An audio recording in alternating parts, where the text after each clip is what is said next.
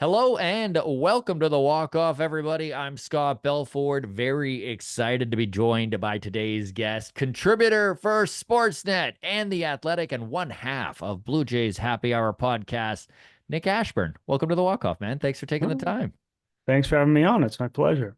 Hey, I'm excited to talk some baseball with you. By the way, big fan of the pod. I love the way how you and Stoughton throw it around there. And I did just read your article up on Sportsnet right now. What was it called? What to watch for the youngest Blue Jays here. And Be fair, I do not write the headlines, so there you you were go. you're gonna. I was learning as you were learning what that headline was. I did enjoy it though, man. Really good work. And yeah, I enjoy your content. So thank you. Oh, much appreciated. Okay, I've got lots to talk about with you. We are going to, for the illiterate folks in our listenership, probably go over that article pretty thoroughly. We are going to dive in to the new cast on this Blue Jays team. Your thoughts on the deadline in general, the needs for 2025, Arjun Nimmala, and if we have time, and I almost hope we don't, the CBT tax. And we'll kick things off here with Vladimir Guerrero Jr. Listen, the guy is on one of the biggest heaters he's had in his entire career. I think his OPS is over 1100 for the month of July. I mean, the guy is killing it.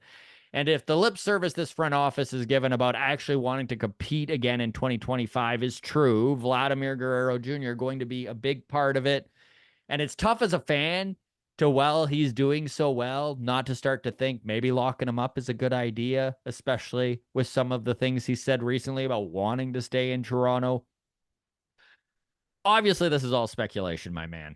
So it's impossible to know what he actually wants. There seems to be two camps on how to sign him, which one would be like maybe 5, 6 years, a beefy one, right? 30 million a year, something like that. And then there's the other train of thought. Does he want to be in that Rafael Devers, Fernando Tatis Jr. realm of like multiple year, double digit term and a total salary that starts with three?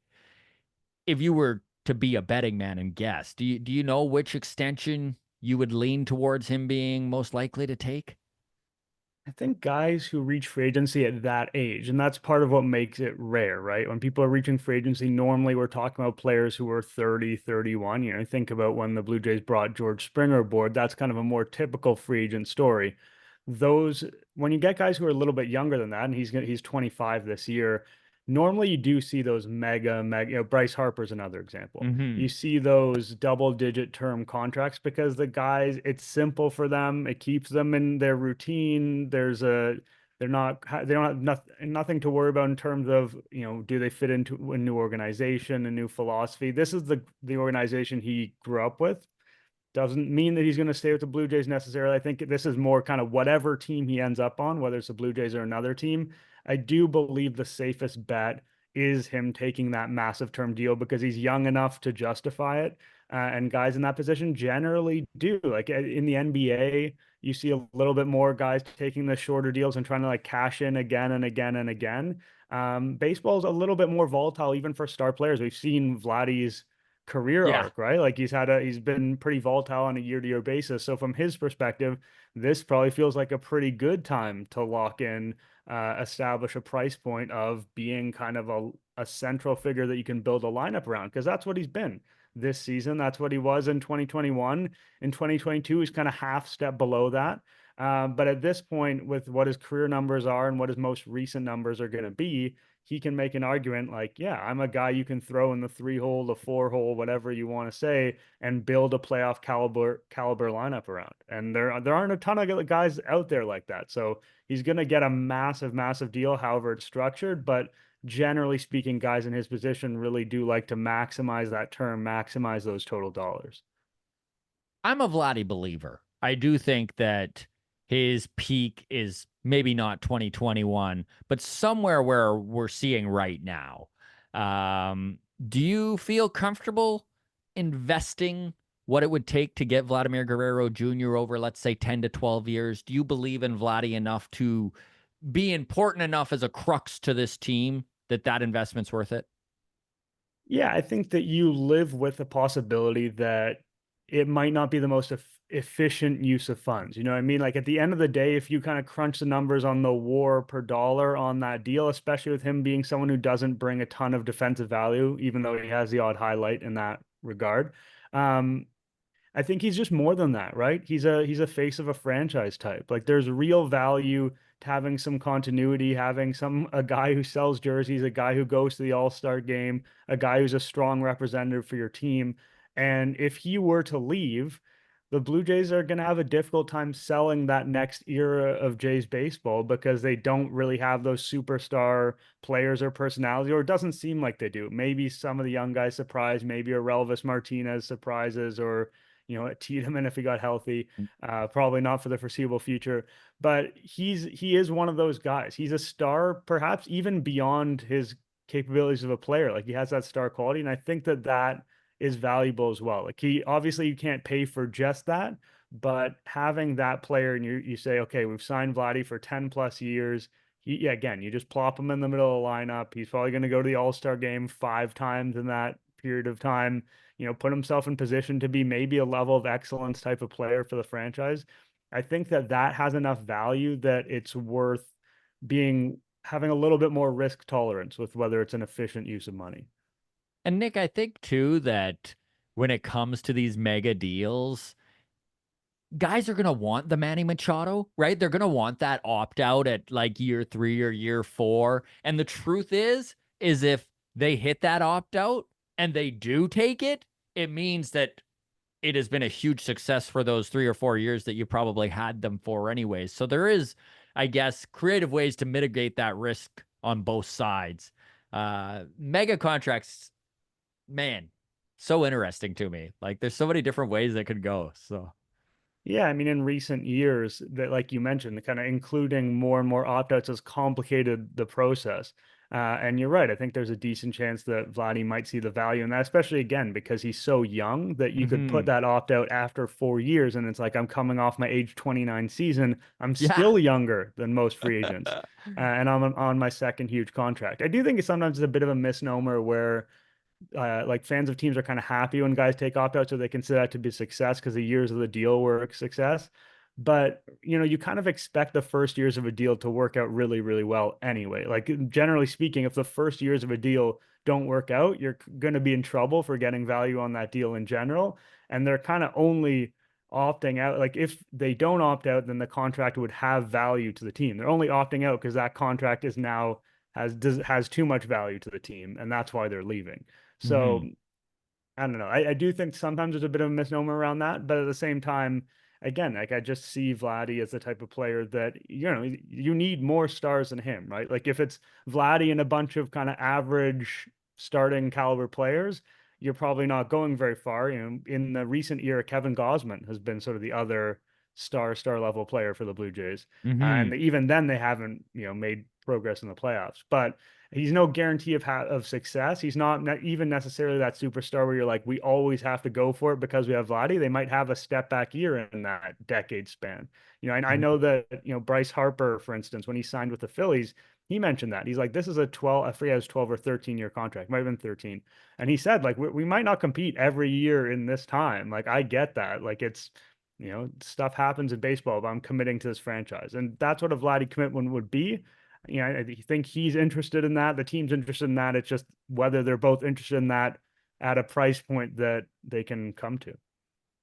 Well, that was one thing that kind of stood out. And I mean, everyone knows his age is 25 years old and they know he's young, but because he's been on this team for so long, it's easy to forget that. But when you kind of ranked them all out in your article there and had the ages next to all of these guys, and you're like, man, like Vladdy's still younger than like a lot of these young guys on this team right now. So maybe there is value in betting on a guy who's kind of showing he has a really high ceiling.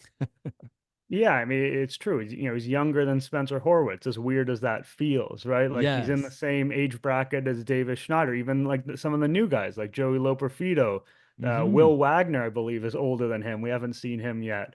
And maybe we'll see him at some point. But guys who are considered prospects and not even in kind of like a wink, wink, nudge, nudge, kind of way, like guys who are considered real prospects are Vladdy's age. And that And he's not necessarily young enough that you expect some crazy improvement from here, but he is young enough that you expect him to sustain a high level performance for a long, long time. Like even if you sign him for 10 years, maybe only 2 of those years are kind of like true quote unquote decline years.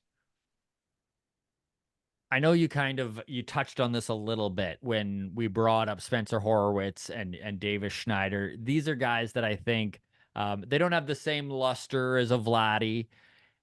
They don't have the pedigree or hype behind their draft slots.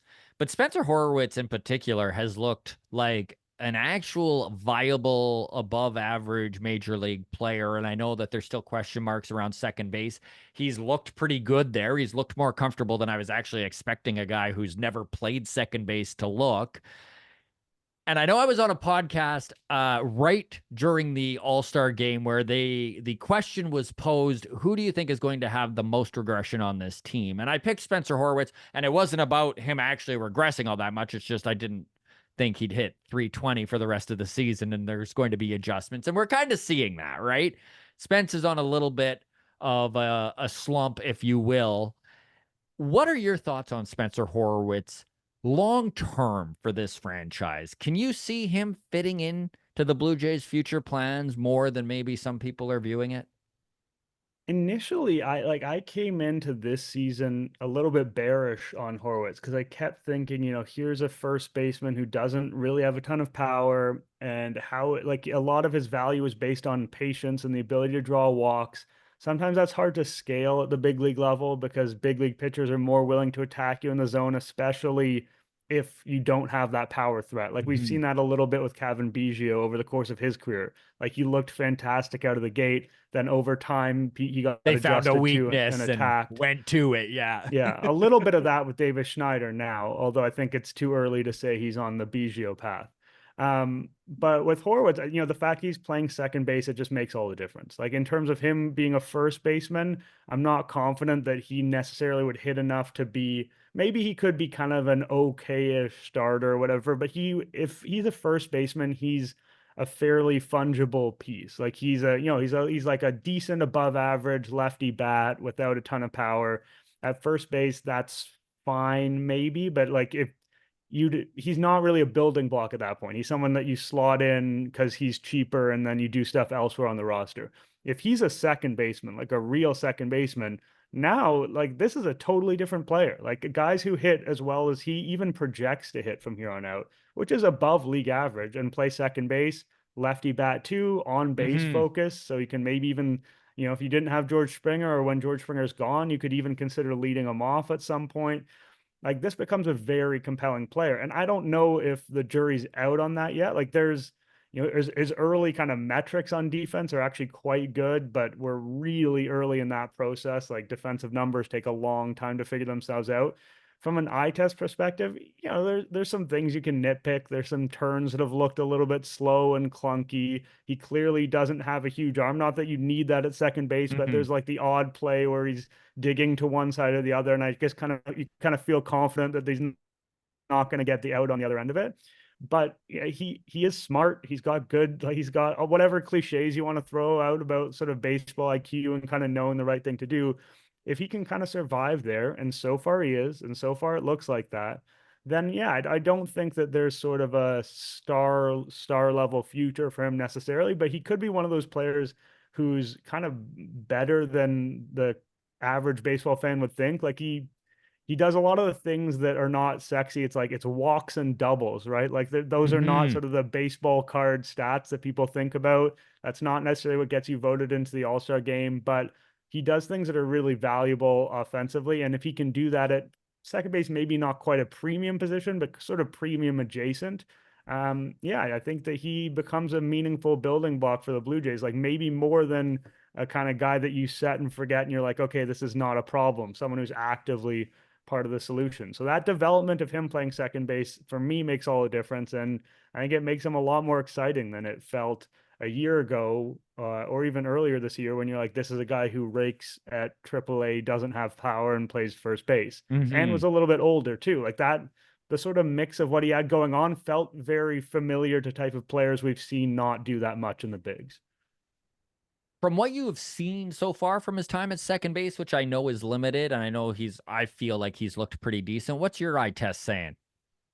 Yeah, I think that he's holding his own out there. I That's a don't, good there are way of putting it. Yes. there's definitely, and I don't think that, that he's not Orlando Hudson. He's not, I don't think there's gold gloves in his future necessarily, but there doesn't have to be. If he, Hmm. again, if he kind of holds up his end of the bargain with the bat, I think what you need to avoid is a situation where he just feels unworkable at that position or sort of severely below average.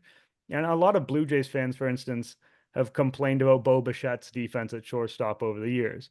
But his bat was so much better than you'd expect from that position that overall he was a very, very valuable player. I don't think that Horwitz can kind of excel to that degree, probably above expectation with the bat, but he might also be closer to average on the defensive side as well. So I think the package has potential to be pretty good. And yeah, I generally speaking, when I'm watching him play second base, and the ball's coming to him, I don't feel like something bad is going to happen for the Blue Jays. So that's a win for a guy who's not Yeah. played a lot of second base at a professional level.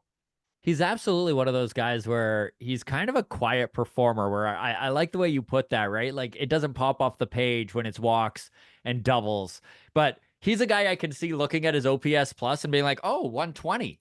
Uh, wow. Impressive. Like, Yeah, and and that's a if you can very have real those player. guys, yeah, gives you money to spend elsewhere. You did just touch on him, Davis Schneider, almost a full year now in the majors. And I know I was looking at his numbers just recently, and they are slightly above average offensively. I know that he has had some low points and had some high points, and the league has adjusted and he has readjusted. Where are you at on, and I know that he lacks maybe the fanfare he once had, but where are you at on Davis Schneider? Is he a dude moving forward? Like, can you see him being like what we just talked about with Spencer Horwitz, where maybe he's not the guy who's winning you World Series as the star, but he fits in? Yeah, it's interesting. I think we're talking about Schneider at this sort of a low ebb for him, right? Because it's Hmm. been a rough sort of last couple months, however you want to dice that up. Like the power hasn't been there, and the struggles with strikeouts are the same. And even some of the patience has been not quite because at times he's had that like elite locked in, spitting on anything outside the strike zone patience. He hasn't quite had that over the last little bit.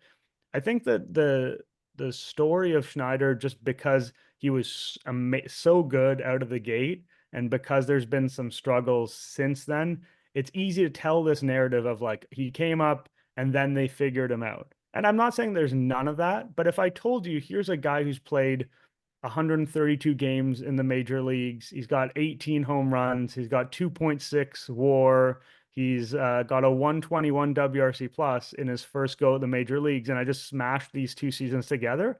I think you'd be pretty happy with that. You'd say, okay, Hmm. that's a really interesting player. But because there's been this trajectory and what feels like this step back, I do think people have maybe soured on him too much. Now, that being said, I don't love him defensively in the outfield. I do have a hard time seeing him as sort of your starting everyday left fielder. And second base felt like kind of the logical place for him, but now Horwitz feels like almost a safer bet right now, which does make it difficult. I could see Schneider being like a 400 plate appearance a year guy instead of 600, where you're picking your spots in terms of what pitchers you want to use him against. You want to use him against basically every lefty and a lot of more sinker ballers. And then when guys come with the four seamer and they're throwing 98 at the top of the zone, you say, Davis, that's your day off. You can relax. And so he becomes maybe sort of a super utility man who's sometimes outfield, sometimes second base, and maybe not quote unquote like a full-time player, but he's the first guy that come off the bench if someone gets injured and start being an everyday player for 3 weeks, things like that.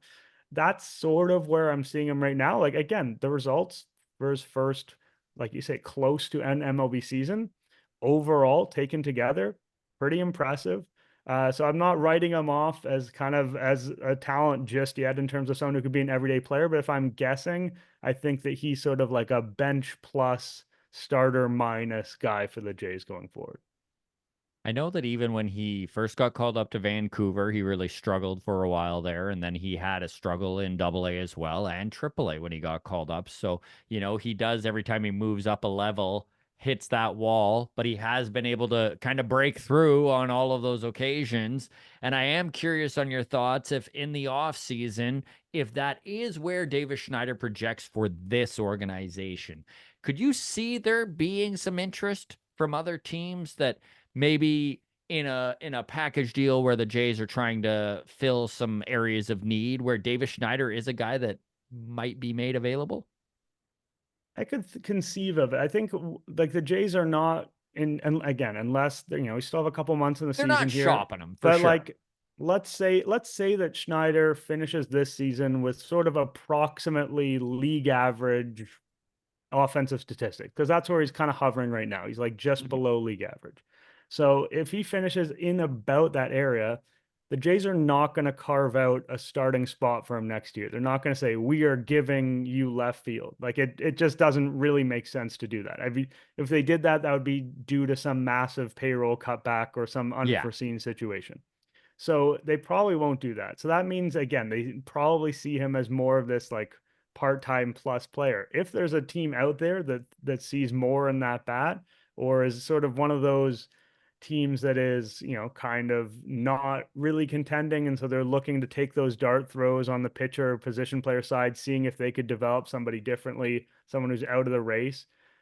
I could see it because he's someone who, again, he's young, he's got control, and he's shown something at the major league level. And if someone is willing to give him that full-time run because they're in a position to, whereas the Jays maybe don't feel great about that outcome, I could see it. But I think he still has that value, even if you're not penciling him in as as an everyday starting player, he still has that value of, okay, you're gonna play. Him and Horwitz could even kind of platoon second base under certain lineup or roster constructions where you're playing against the lefties at second base, or you're playing in the outfield once in a while. Like you can, even when guys aren't sort of true blue starters in the Vladdy mold, where you're pretty much penciling them in every day, like you kind of be surprised how many at bats you can find for certain people with everyone sort of cycling through and taking days off. And the fact that Schneider has really shown well against left-handed pitching early does give him some utility for the teams. I don't think they're in a and they don't think they're in a rush to get rid of him, but he is the sort Mhm. of player who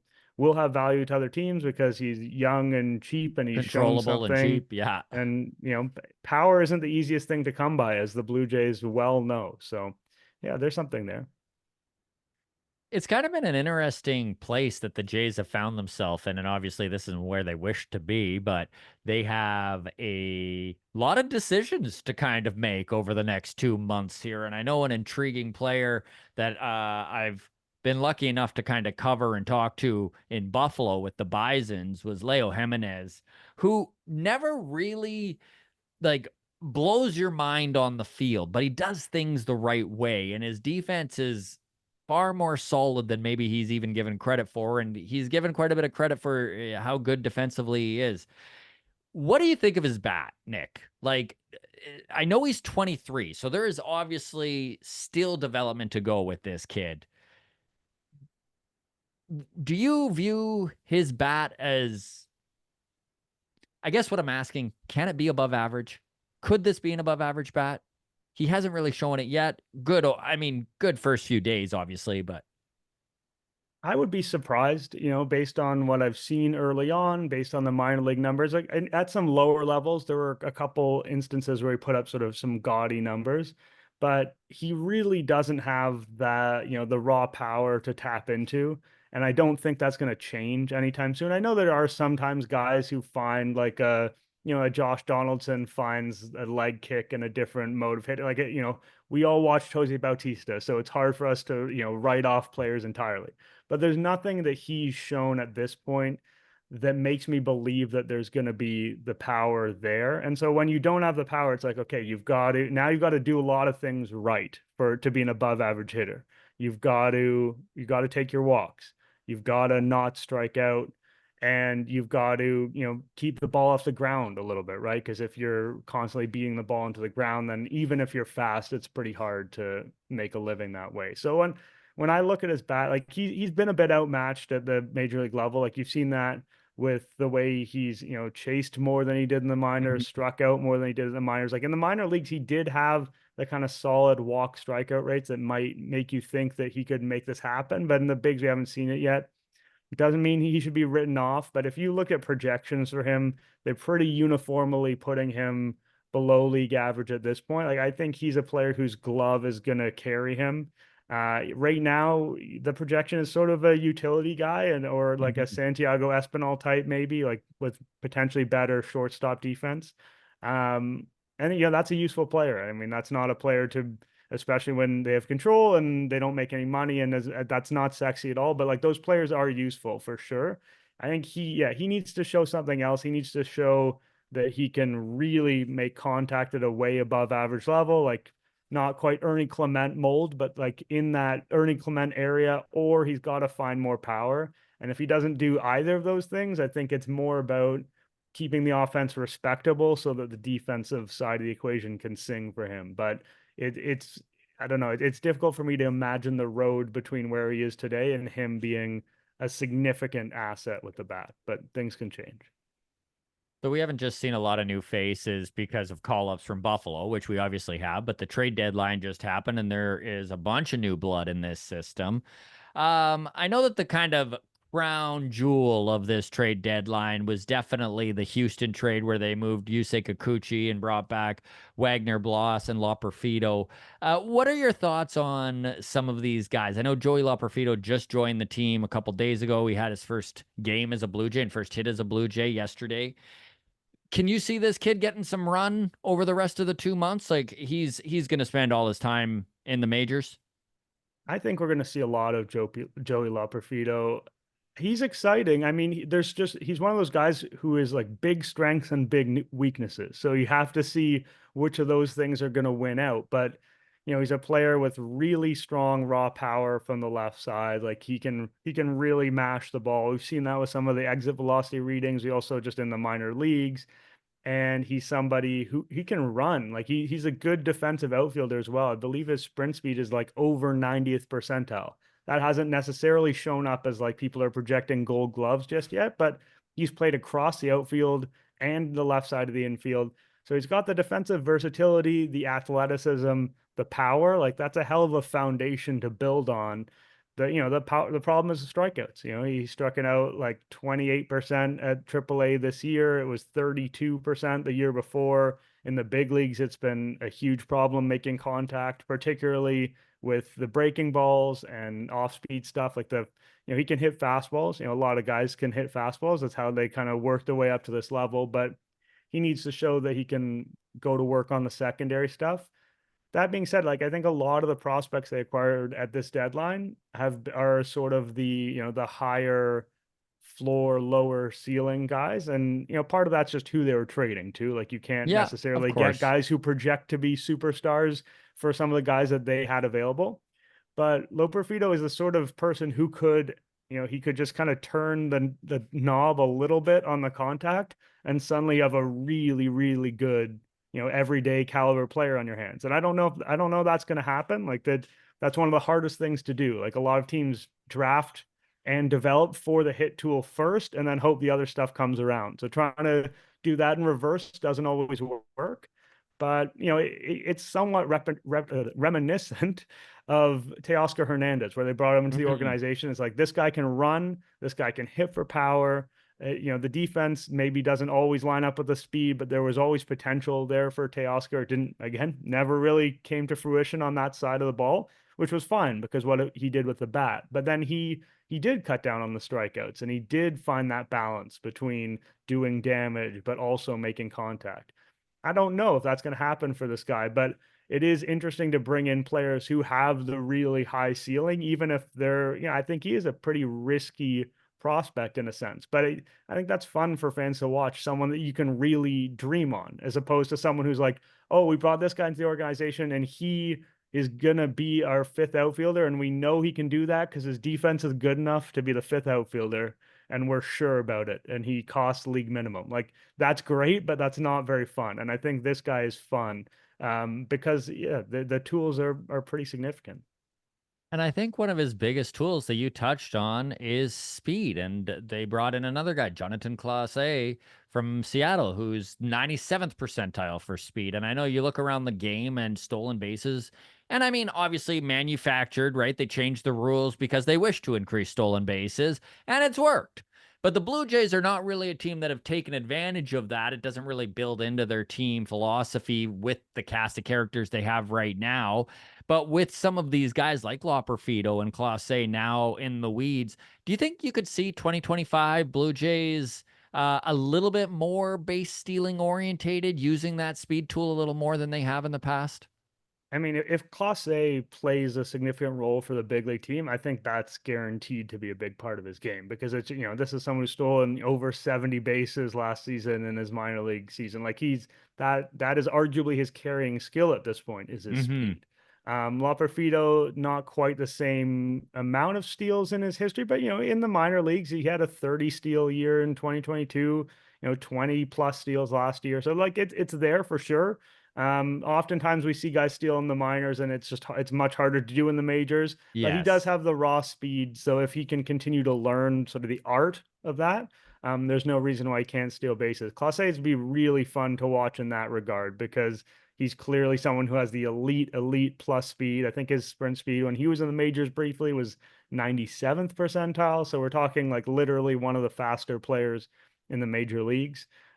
His challenge will be getting on base, as it is for a lot of these speedsters. Like he has struggles with making contact, kind of like Loperfido, a little bit, more speed, less power. Still has some power, still has some decent exit Whenever you velocity see readings, guys but like that, it's so hard not to just think of Dalton Pompey and Anthony Alford and be like, oh, just get on base enough. Like, just yeah, do I it. mean, the Jays have not had success developing sort of speedster type guys. That's the reality. And, Hmm.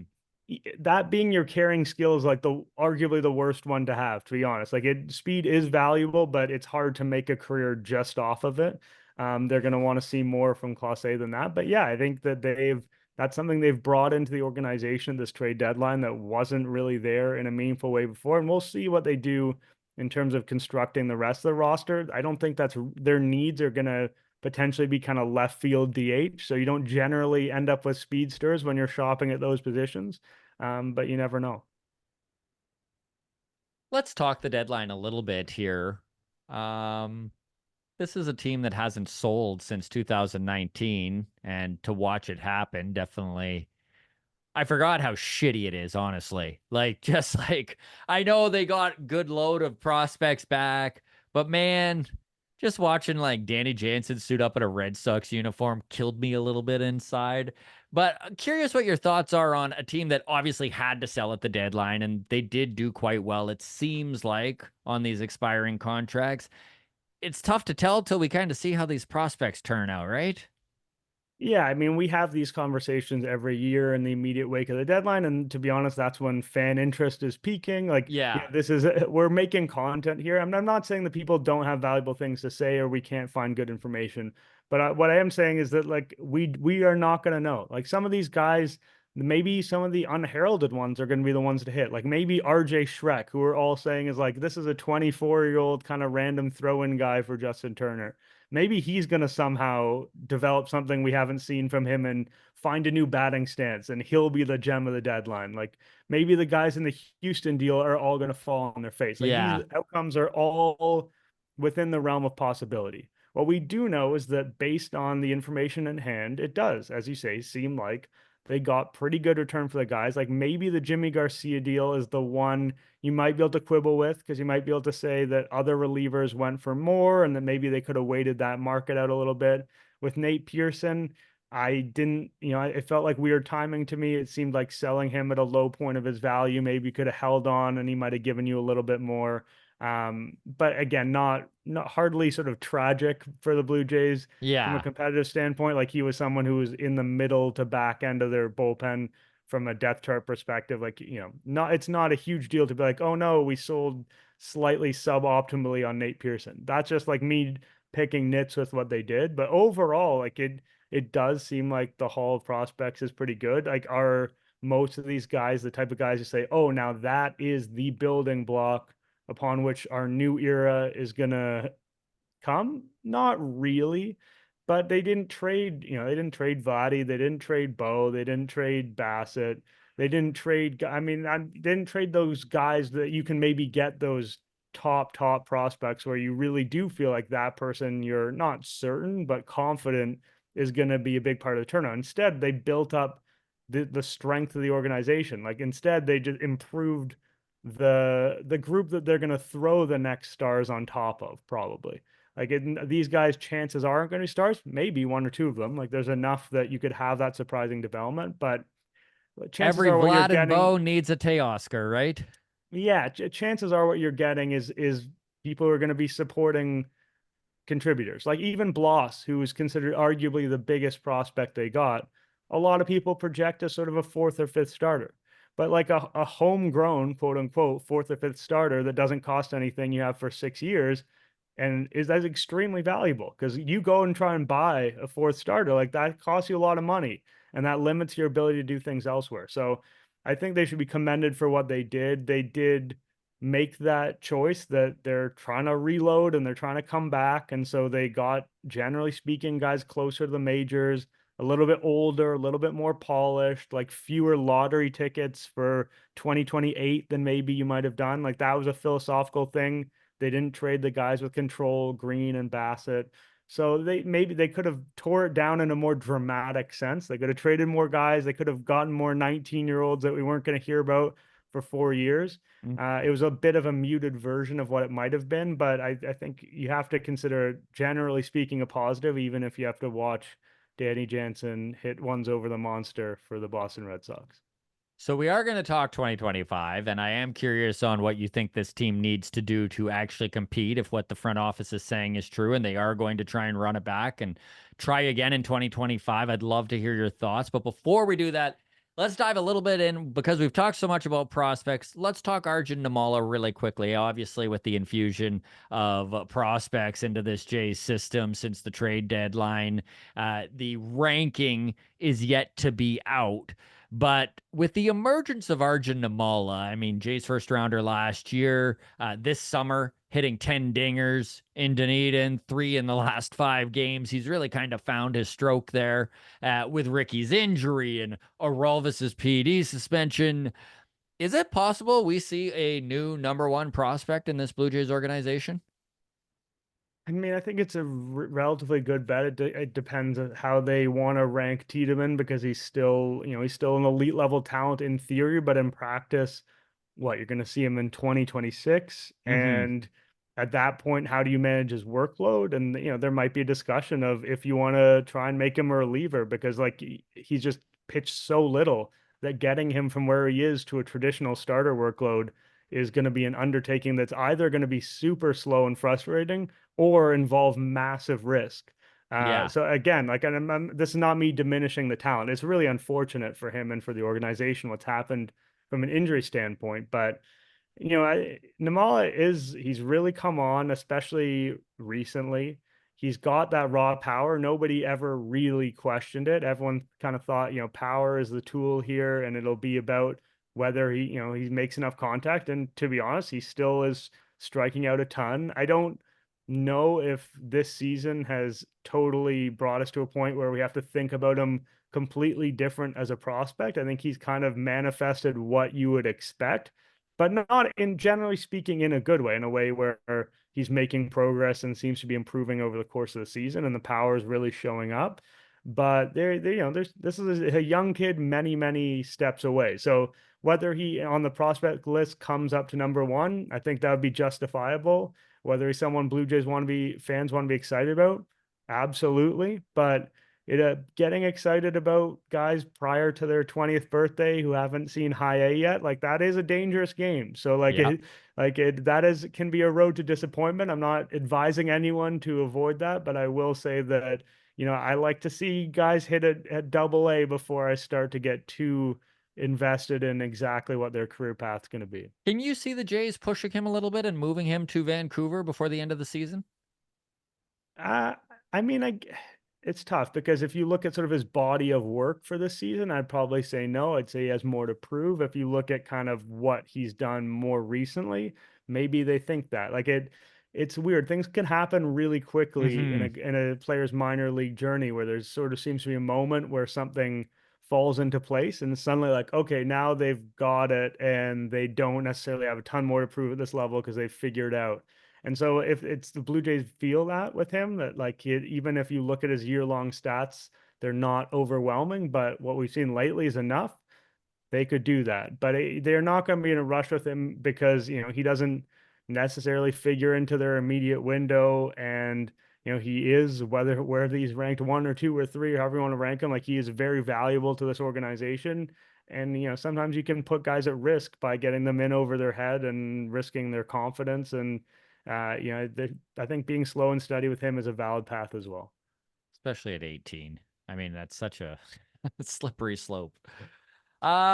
Nick, I could literally take your time and talk baseball with you all day long. I know you've got other things to do though, but really appreciate you joining us. And before I let you go here, would love your thoughts on 2025. I know that this front office plans on competing, and obviously from the deadline, that seems to be the actual case here. They didn't really move anyone outside of IKF who had any sort of term.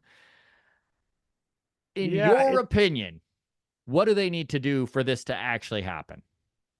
it's interesting, right? Because if you, I don't know, if you look at, say, Twitter responses, for instance, to anything, pretty much anything, like a lot of the fan base seems to believe that it's just not feasible. Like there's just no way it can't happen. And that's based on the fact that they were promised sort of a true blue contender, like even kind of a division winning Yeah. type of contender in 2023. And that they fell short of that. And then this year they were promised, more of a wild card type of contender, but still like a probable playoff team. And they've fallen way short of that. And so I think a lot of people see that and they say, why in the world would I then believe that you're going to have these players bounce back and it's going to happen with this general group that has let me down multiple years in a row? Like, fool me once, shame on you, fool me twice, shame on me type of situation. I get that. I do think that there's some still meaningful bones of I'm not saying division winning type of contender. I don't think that that's within reach, barring, truly weird developmental paths for some of the young players or something like that. But the bar isn't that high to be that kind of wild card level contender. And if 85 you, wins can get you in. yeah, exactly. And if you do think that Springer's bounce back is meaningful for next year, basically for a fact you're going to get a lot more from Bo. You start to think this Vladdy is the real Vladdy. The 2023 Vladdy was a mirage. And you start to go down the line and think, okay, if we spend a little bit of money here, and they definitely need to spend some money, especially on the position player side, because in theory, they have young players that they could kind of slot at every position, but that's not a good plan. Like if you just kind of say, okay, we have Loper Fido and we've got David Schneider, and we've got Addison Yeah. Barger, we got No, Jonathan that's not Clase, enough. that's not enough. Like you need to have depth, you need to bump guys down, you need to be prepared for failure. So you do want a big DH bat, I think, or sort of primary DH bat. You probably want a left fielder, unless Loper Fido is like amazing down the stretch and you think, okay, here's the guy. But you probably want a left fielder and you probably want a third baseman. Like those are the three positions. Not so easy to fill a third of a lineup, but maybe one of those goes to one of the younger guys, the one who shows the best down the stretch here. A lot of them are positionally versatile, so that helps. Maybe you're just shopping for two. You're shopping for two decent sized bats. Then, I feel like you think Gosman's going to be better next year. Barrios, you can count on. Yariel Rodriguez is, a great story, someone you feel a lot better about than you used to. You still have Bassett and then Bloss potentially. Like you have the makings of a rotation there that I think you can still feel decent about. So a lot of it might hinge on some bullpen luck because I don't know they're gonna have Yeah. that many resources to throw against. Like they're not gonna build this bullpen of incredible veterans. I think they're gonna be throwing some arms at the wall, maybe signing a couple guys, but that could How be many arms where do you think that is logical for them to sign? Because I feel like they need four, but obviously there's some internal stuff that they can do. Do you think only two is what they'll do?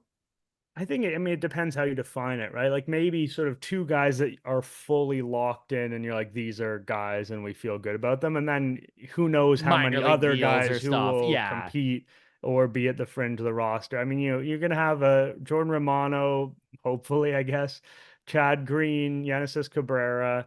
And then beyond that, it's a lot of mystery. You know, Eric Swanson, he could do them a world of good by showing them that he's back down the stretch. I'm not sure if that's going to happen, but yeah, I think you're probably looking at 2 to 3 veterans, maybe one of whom is more of a higher leverage guy, and then a little bit. So I could see the bullpen being the place where it's going to be volatile because they're not going to be able to probably afford the super trustworthy guys, and that can go either way. Sometimes teams go into a season with a bullpen that on paper looks kind of like and it turns out really well. I know that hasn't been the recent case for the Blue Jays. I know Jays fans have been hurt by that, but I think that's probably where they're going. Like I look at what 2025 could be for the Blue Jays, and I don't see a great team.